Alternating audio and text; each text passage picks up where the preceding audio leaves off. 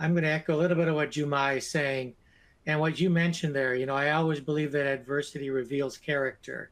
And when you talk about partnerships here, we are in a very sort of unsettled time for the industry.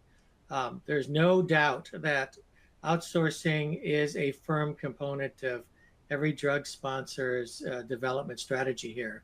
And you correctly said for biologics, just because of the cost of money today, valuations have not gotten up.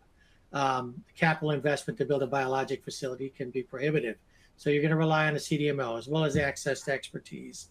And so I don't think those basic dynamics have changed. However, over the last 2 years, we have seen and continue to see R&D investment being heavily constrained. That is just the reality for most drug sponsors today.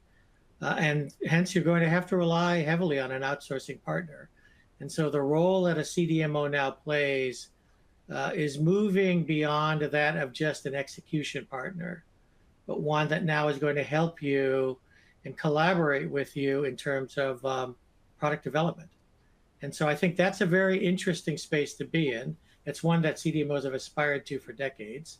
Here and now, the time is right, I would say, for a lot of different reasons there. However, to do that effectively requires drug sponsors and CDMOs to recognize that they have complementary but very different business models in terms of how they define success. And understanding and recognizing that up front will go a long way to making sure you can take advantage of both sides' strengths.